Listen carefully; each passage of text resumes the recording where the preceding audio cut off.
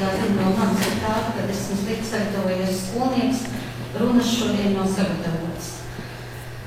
Bet īstenībā es teikšu, ka es šeit pārstāvu savu zemnieku saimniecību Biktes, un manai zemnieku saimniecībai, manai dzīvē šobrīd ir liels notikums, jo mums ir 20 gadu kā laukos. Un redzot šeit tik daudz jauniešu, drīkst tomēr nedaudz piestāties pagātnē un teikt, ka mēs bijām vieni no tiem jaunajiem cilvēkiem, kuriem izvēlētās specialitātes un visu dzīvi, toreiz 20 gadus atpakaļ, teicot augstskolu, nekādā ziņā bija saistīts ar laukiem.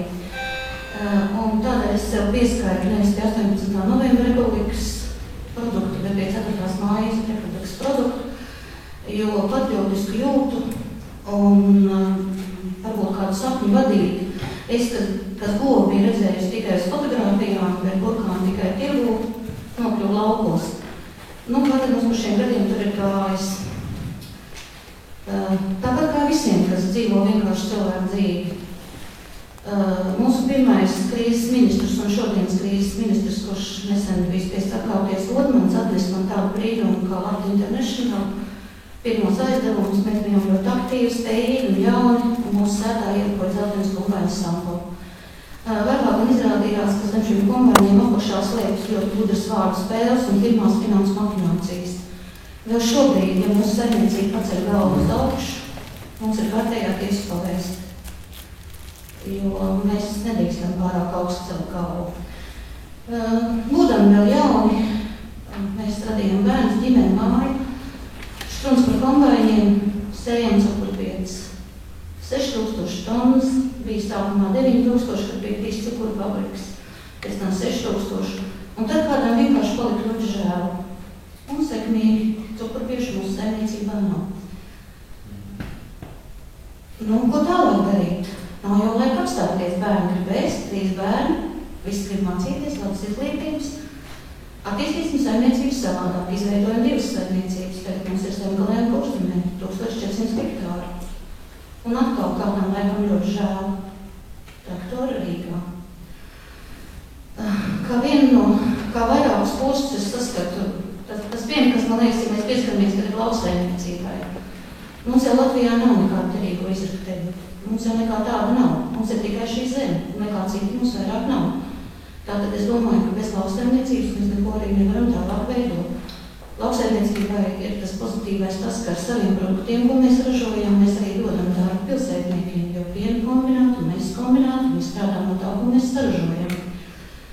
Vistrakākais par šiem gadiem, par 4. māja republikas gadiem, es varu teikt, ir tas, ka valstī nav bijusi nekāda lauksaimniecības politika. Pilnīgi nekāda. Ir bijusi vienas nozares sarīdīšana pret otru nozari. Jo neviens nav rēķinājis, cik man dieta ir ienesus papildus ienākums budžetā, cik ir bijis darba vietas, cik no tā ir bijis labums, ne tikai tas, ko es dabūšu. Un tas pēdējais pilārs ir bijis tas, ka tikko kā Zemkopības ministrija, ministrs Roza uz atkāpšanos īpaties no cukurviešu audzētājiem un teicis, ka šie atbalsta maksājumi, kas mums pienāks pārstrukturizējot, vairāk mums nepienāks, mēs gan daudz esam saņēmuši, vajag atdot tos pienniekiem. Kāds izmēģina gan daudz. Tātad, ko es gaidu? Es uzskatu, ka šis ir tas brīdis, kad mēs nedrīkstam vairāk vienkārši sēdēt, klusēt un neizteikt savu viedokli par to, kādu mēs vēlamies redzēt savu valsti, jo mēs esam šīs valsts pilsoņi. Tā traģēdija ir tā, ka vairs slikti mūs nedzird. Un tad, acīm redzot, man ir jāaicina šeit sēdošie, es redzu 2 bērnus, apvienoties, es viņus pazīstu jau gadiem, un tomēr šo jaunatni pārņem šo varu. Un tālāk jau veidot šo lauksaimniecību, jo Latvija bez lauksaimniecības nevar būt. Un lauksaimniecība tā nav tikai lielas saimniecības vai tādas vidējas saimniecības, kā mums ir jāatcerās par lauksaimniecību, tā ir arī mazas saimniecības ar vienu godu un tam līdzīgi. Jo katram ir tiesības dzīvot, un es sev labs vēlos redzēt pērkušu kaimiņu, jo mūsu šodienas lauka nelaime ir tā, ka man labs ir nepējas kaimiņš bez zemes, un ticiet man, agri vai vēlu, viņš atnāks ar mani. Vienkārši man ar kulaku nostīs, jo nekam vairāk, ja viņam ieroči nebūs, viņš gribēs ēst. Un ja mēs šo situāciju neizmainīsim, tad tā tas turpināsies. Jautājums ir, kā mēs viņu turpināsim, vai kā Eiropas Savienības valsts, vai tomēr mums varbūt jāstājas laukā. Jo jūs redzējāt Rīgā šeit visus tos traktorus, tās ir sekas pēc iestāšanās Eiropas Savienībā. Jo katrs šis traktors, kurš iebrauc Rīgā, bija ražots Eiropas Savienībā un nevis Ķīnā.